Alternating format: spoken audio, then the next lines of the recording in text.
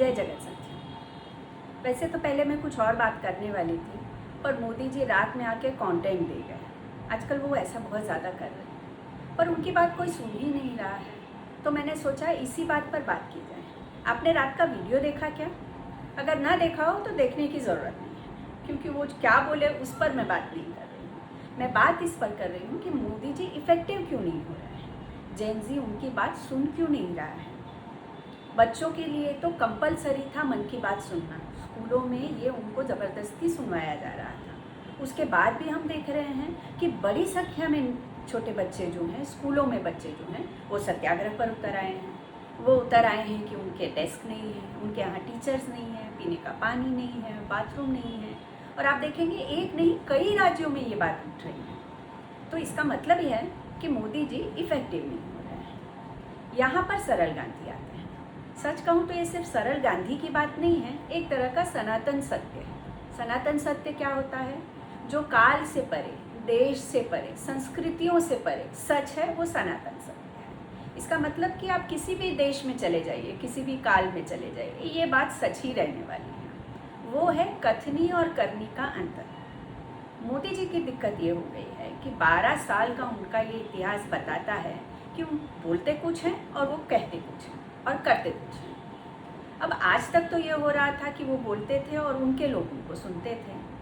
वो बोलते भी झूठ थे और सुनने वाले को भी मालूम रहता था कि ये तो झूठ ही बोल रहे हैं। इन बिटवीन द लाइन हमको समझ लेना है कि मोदी जी दरअसल में कहना क्या चाह रहे हैं। इसीलिए उनके लोगों की बात मान लेते थे।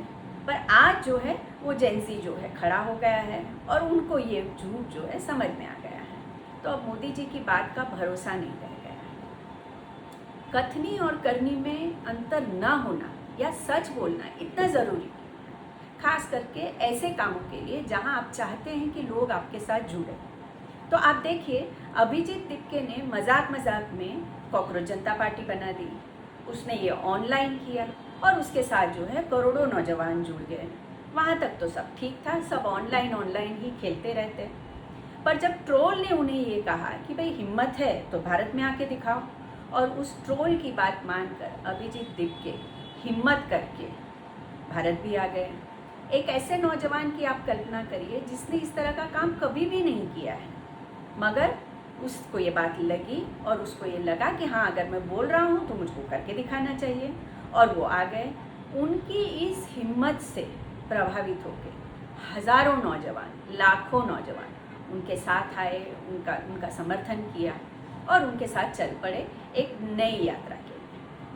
अब कथनी और करनी में अंतर ना होना और सच बोलने की एक जो रिस्क है वो ये है कि आपको हर वक्त करना पड़ता है। आप ऐसा नहीं कह सकते कि भाई इस वक्त तो मैंने किया पर इस वक्त मैं नहीं कर पाऊँगा, या मैं जब बाहर रहता हूँ तब तो करता हूँ, पर अपने घर के अंदर मैं क्या करता हूँ वो आपके जानने की ज़रूरत नहीं है। इस तरह की संस्कृति में मोदी जी विश्वास करते हैं, क्योंकि वो जिस विचारधारा में मानते हैं वो विचारधारा उनको ये छूट देती है कि आप कुछ भी बोल जाइए, जो भी बोल जाइए, मगर करना अगर आपको अलग है तो उसमें कोई गड़बड़ बात नहीं है। पर उसकी गड़बड़ बात क्या है वो तो अब उनको समझ में आ रही होगी।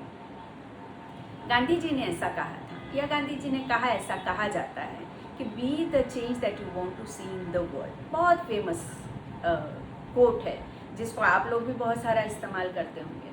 पर गांधी जी उससे एक आगे की बात कह के गए, जिसके बारे में मैं चाहती हूँ कि आप सुने। गांधी जी ने ये कहा कि हम सब जो हैं वो समाज का आईना है, जैसा समाज है वैसे हम हैं।